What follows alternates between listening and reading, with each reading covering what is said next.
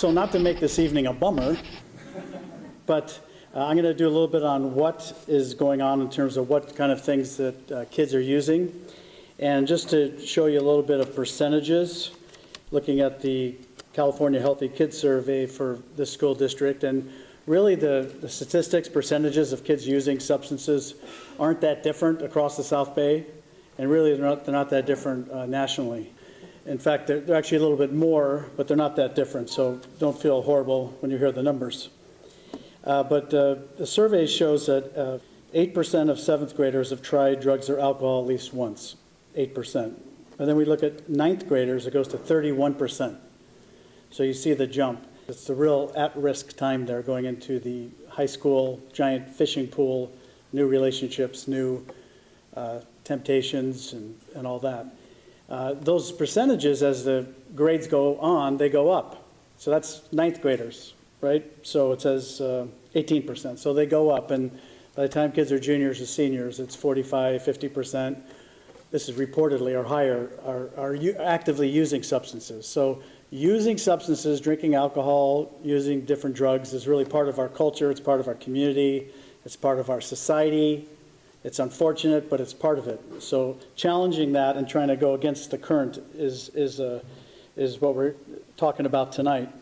There was a survey in the South Bay done a few years ago that asked parents, how many of you feel like your kids' friends use drugs? And the result was like 78% of parents felt like their kids' friends use drugs. And then next question was, how many of you feel like your kids use substances? It was 9%. It's always those other kids. So that's kind of astonishing, right? So you look at what's going on with the parents. We don't want to know, or we'd rather not know, or we believe our kids, or the kids are very clever and they fool us. But many parents don't know what's going on for a long time before they find out. 6 months to a year is the usual national average before they find out. So we're here tonight to try to increase that awareness there.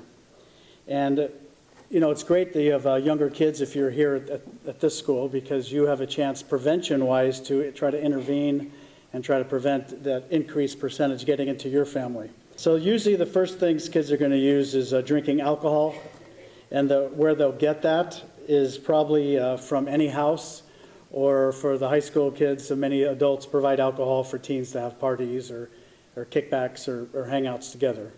So usually that's one of the first things someone who's gone through addiction or got addicted started with, is that, as well as another entry substance would be nicotine.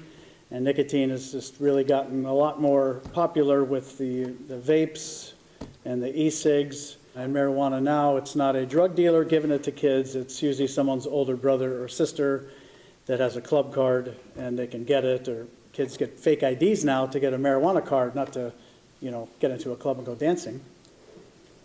So marijuana is very common, and a lot of the marijuana now is, you mentioned 5 times stronger. It's off the charts, because a lot of this they can get just the pure THC liquid. So it's also called dabs. It's called wax. They put it in a little pen like this that they carry around at school, and it looks like nothing, and they can just go like that. There's no smoke. There's no vape.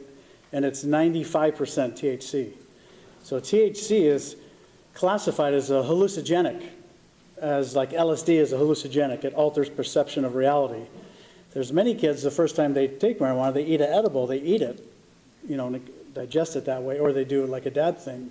And that is, a lot of times they end up in the ER because they have a horrible experience, because it's like taking an LSD drug for a lot of people that aren't used to it, or they don't have a tolerance build up.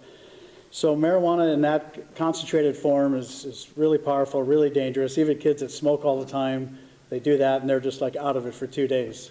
And the other, as John said, is medications. So the first medications, prescription meds that kids might get into will probably be maybe an ADD medication, and the kind that have a stimulant in them, not the one that doesn't have a stimulant.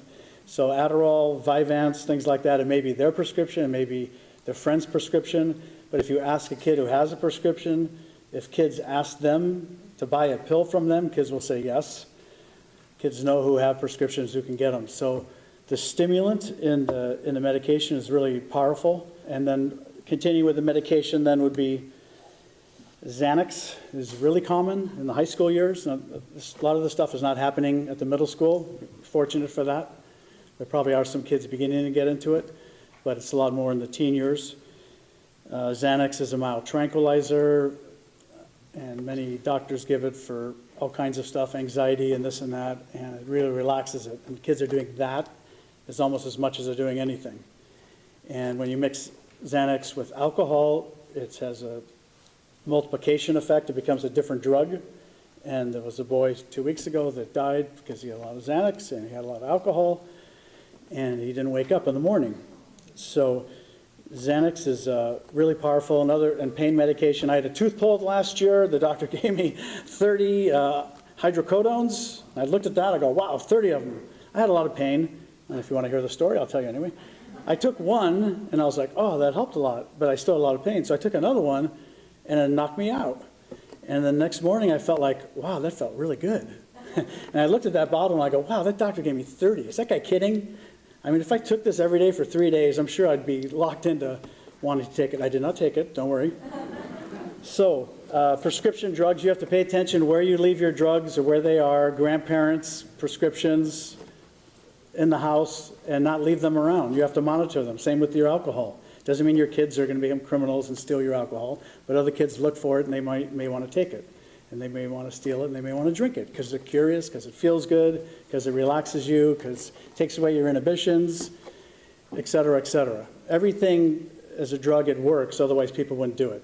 It alters their state of reality, and that's a positive motivation for people to continue.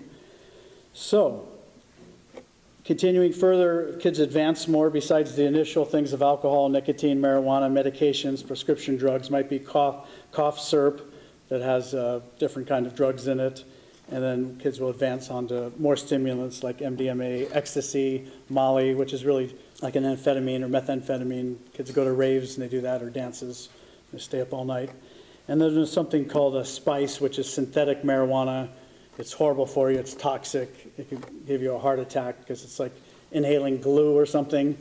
You know, a few years ago, the first thing a kid would do in junior high or middle school was to smell a Sharpie marker and get a buzz in his brain, you know, and now there's all these other things kids can do to, you know, see how it feels to take this or see how it feels to try that. So I think, you know, sometimes people blame the schools for the drug use going on. This is my own personal feeling, okay? No one asked me to say this. But well, as I see it is that, you know, the last time I checked, there's no school officials dealing drugs to kids, okay? That parents don't know what's in their kids' pockets. They don't know what the kids are into, and the kids come onto campus with it, and they mix, you know, with each other, and that's what happens. So us being vigilant as parents and knowing what's happening with our kids, how they're doing, as Howard said, mentally and emotionally is the first part to pay attention to, because whatever's happening there will then later, if they start drifting from you or getting overly negative thoughts or feeling overwhelmed or something like that, then it'll lead to behaviors of trying something to change that internal state. So you as parents have to pay attention and get to know, how is my kid doing in their thoughts? How are they doing in their feelings about themselves, about their life, about their relationships, about a class, about a teacher, about a coach, about themselves, whatever it is. So understanding their inner self. A lot of kids don't have that developed within them. It's all, as Howard said, external focused. Achievement, accolades, how I appear to other people, how people think about me. They're not developing self-reflection, their own kind of sense of how they think, because they're running around being so overly busy and getting disconnected from us by the activity and by whatever else is going on. So we need to slow down and kind of reconnect our families more through relationship, through activities, through fun. It's an F word, it's okay. Fun. A lot of people don't have fun anymore. They're just busy, you know, trying to work, and get more. And we can never be satisfied with more. So sometimes we just have to slow down and appreciate what we have and enjoy what's before us. That concludes my talk. Thank you.